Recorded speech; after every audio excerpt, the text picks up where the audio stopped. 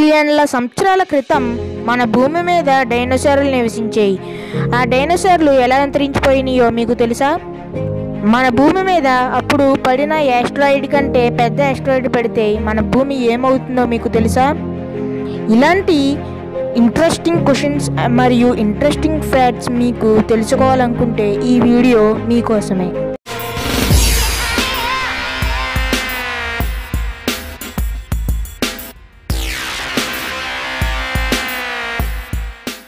Millions of years ago డైనోసార్లు జీవించినప్పుడు ఒక asteroid బలంగా మన భూమిని ఢీకోవడం వలన డైనోసార్ల యొక్క జాతి అంతరించిపోయింది.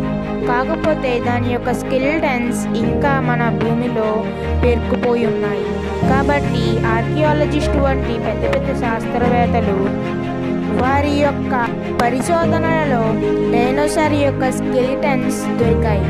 కాబట్టి ఇంతకుముందు డైనోసార్స్ జీవించేవి అని, అది ఎలా అంతరించిపోయిందంటే ఒక పెద్ద యాస్ట్రాయిడ్ వచ్చి అంతరించిపోయిందని కొన్ని శకలాలు వారు గుర్తించారు. కాబట్టి ఈ విధంగా పెద్ద యాస్ట్రాయిడ్ పడిన కారణంగా డైనోసార్స్ అంతరించిపోయింది. కాబట్టి ఒకవేళ అదే యాస్ట్రాయిడ్ ఇప్పుడు మనం జీవించినప్పుడు అలాంటి యాస్ట్రాయిడ్ ఒకవేళ భూమిని అత్యంత వేగంగా తాకితే ఏమవుతుందో మీకు తెలుసా? ఒకవేళ ఆ యొక్క పెద్ద యాస్ట్రాయిడ్ మన భూమిని వేగంగా ఢీకుంటే మన యొక్క మానవ జాతి మరియు చిన్న చిన్న జీవరాశులు మన పరిశోధనలలో అంటే మన స్పేస్లో ఉన్న యాస్ట్రాయిడ్స్లో అత్యంత తక్కువ అని చెప్పవచ్చు.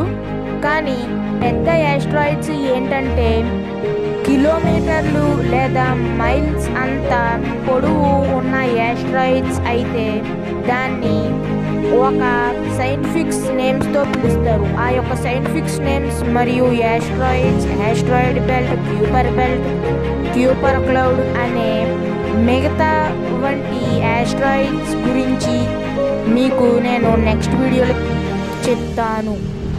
కాబట్టి ఒకవేళ యాస్ట్రాయిడ్ కానీ ఢీకుంటే మన భూమి మొత్తం నాశనం అయిపోతుంది. మీకు ఒకటి తెలుసా? ఎక్కడైనా యాస్ట్రాయిడ్ పడితే అక్కడ సునామీస్, వాల్కనోస్ వంటి వాల్కనో యూరప్షన్స్, సునామీస్, ఎర్త్క్వేక్స్ వంటి నేచురల్ డిజాస్టర్స్ అక్కరవుతాయి. కాబట్టి ఆ యొక్క ప్లేస్లో ఎవరైతే నివసిస్తున్నారో వారు చనిపోతారు. ఏటమంత ప్లేస్లో కూడా మనం నివసించడానికి అవసరం లేనప్పుడు మన మనుషులు ఎక్కడ నివసిస్తారు అన్న ప్రశ్న మీలో వస్తుంది.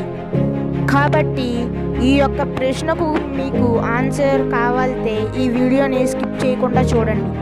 ఇంకా టాపిక్లోకి వెళ్తే యాస్ట్రాయిడ్స్ ఎక్కడైతే పడతాయో అక్కడ సునామీస్, వాల్కనోస్ యొక్క విస్ఫోటనం మరియు ఎర్త్క్వేక్స్, కొన్ని సంవత్సరాల పాటు సూర్యుడి వెలుతురు భూమి మీద రాకపోవడం వంటి ప్రాబ్లమ్స్ మనం ఫేస్ చేస్తాం.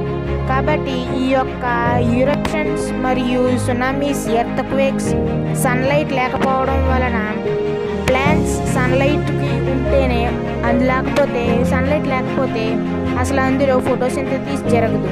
కాబట్టి సన్లైట్ లేకపోతే ప్లాంట్స్ బతకపోతే మనకి ఆక్సిజన్ అందదు. అప్పుడు భూమి మీద మొత్తం కార్బన్ డైఆక్సైడ్తో నిండిపోతుంది. కాబట్టి మన మానవ జాతి కూడా అంతరించిపోతుంది. కార్బన్ డైఆక్సైడ్తో ఈ భూమి మొత్తం నిండిపోతుంది. ఏమాత్రం చిన్న చిన్న పశువులు మరియు చిన్న బ్యాక్టీరియా కూడా నివసించలేని అవసరం లేకుండా మన భూమి తయారవుతుంది. ఇక్కడ వరకు ఎందుకు? మీకు ఒకటి తెలుసా? మనం నిజంగా ఆ యొక్క పరిస్థితి రావాలంటే మనం చాలా సంవత్సరాలు వేచి ఉండాలి. అది ఎంత అంటే 20 ట్రిలియన్ల సంవత్సరాలు లేకపోతే బిలియన్ల సంవత్సరాలు దాటాలి. ఈ విషయం మీకు ఎందుకు చెప్తున్నానంటే ఇది జస్ట్ ఒక ఇమాజినేషన్ మాత్రమే.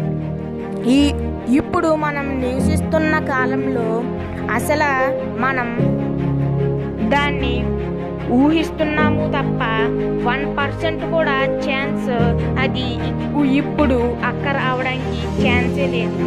ఒకవేళ అది అక్కర్ అవ్వాలంటే ఆ యొక్క యాస్ట్రాయిడ్ ఎంత ఉండాలో మీకు తెలుసా? 96 కిలోమీటర్స్ వెడల్పు సైజులో ఉండాలి. కాబట్టి అంత పెద్ద యాస్ట్రాయిడ్ మన భూమిని తాకే ఛాన్సెస్ లేవు. అంత పెద్ద యాస్ట్రాయిడ్ మన భూమిని ఎందుకు తాకు అంటే జూపిటర్ వంటి పెద్ద ప్లానెట్స్ గురుత్వాకర్షణ శక్తి వల్ల యాస్ట్రాయిడ్స్ని తన వైపు లాగేసుకుంటుంది. కాబట్టి చాలా యాస్ట్రాయిడ్స్ మన ఎర్త్ మీద రాకుండా జూపిటర్ రక్షిస్తుంది. కాబట్టి అది దాన్ని ఏమని పిలుస్తారంటే మన సోలార్ సిస్టమ్ వాక్యూమ్ క్లీనర్ అని పిలుస్తారు. కాబట్టి తెలుసుకున్నారు కదా ఫ్రెండ్స్, మంచి ఇంట్రెస్టింగ్ ఫ్యాక్ట్స్. మరియు సో ఈ వీడియో మీకు నచ్చినట్లయితే లైక్ చేయండి, షేర్ చేయండి, సబ్స్క్రైబ్ చేయండి. మరిన్ని వీడియోస్ కోసం మా ఛానల్కి సబ్స్క్రైబ్ అవ్వండి. మా ఛానల్కి సబ్స్క్రైబ్ అయిన తర్వాత పక్కనే ఉన్న బెల్ ఐకాన్ కూడా ప్రెస్ చేసి చూడండి. మీకు వాట్సాప్, ఫేస్బుక్ మరియు టెలిగ్రామ్ వంటి వెబ్సైట్స్ ఉంటే అందులో కూడా నన్ను ఫాలో అవ్వండి. మీకు కింద డిస్క్రిప్షన్లో మీకు లింక్స్ ఇస్తాను, అందులో కూడా మీరు నన్ను ఫాలో అవ్వచ్చు. కాబట్టి మీ ఫ్రెండ్స్కి వాట్సాప్, ఫేస్బుక్, ఇన్స్టాగ్రామ్ వంటి వాటిల్లో షేర్ చేయండి.